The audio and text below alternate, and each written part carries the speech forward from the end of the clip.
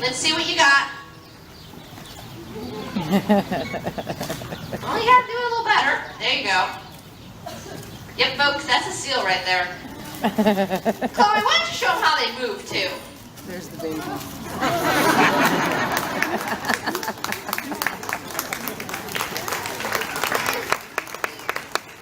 Now, the last big difference, how they swim. Seals, since they have those really short front flippers, they swim with their hind flippers, with a side-to-side motion.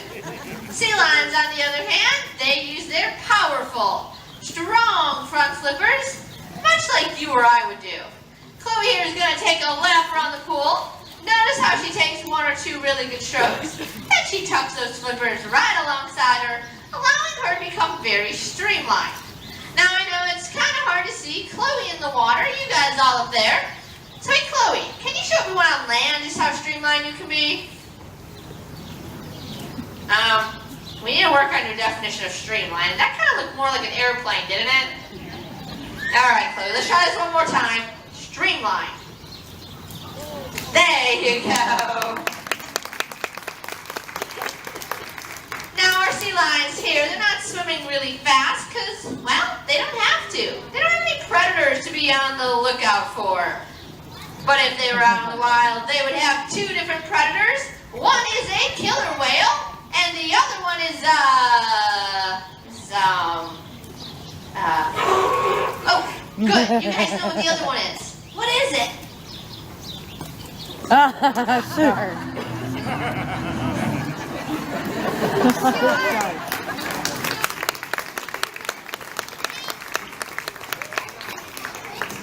You know, if these guys were to see a shark out in the wild, they would do a behavior we call porpoising.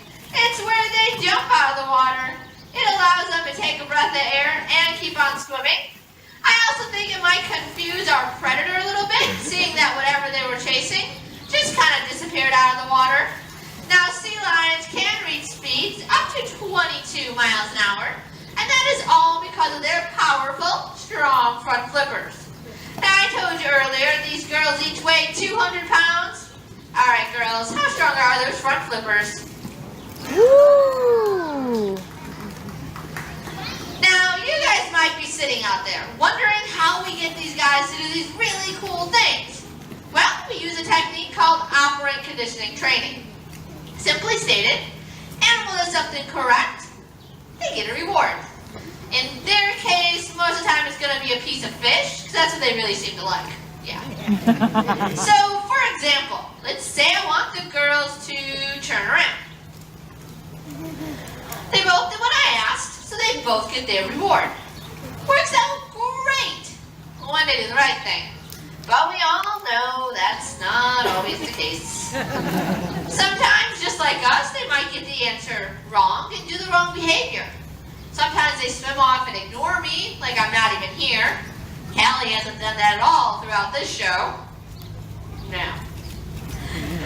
Or, I even had shows where I've come out here, and all these girls have done is sleep. Boring show, let me tell ya. But one thing we could never do is we could never punish these guys. Hey, what are you two talking about? We never punish you. Spankings. There are no sea lion spankings here. They're just kidding around. I mean, come on, we couldn't. These guys weigh more than we do, and they got some really sharp teeth. So I wouldn't even want to try. Plus, we want to make this fun. We want to make sure they keep coming back. Now, we train for a couple different reasons. First of all, it gives the animal some great exercise. Hey, Chloe, you want to maybe show off a little bit of exercise when you're done, eating extra fish here? You might need some exercise. There you go.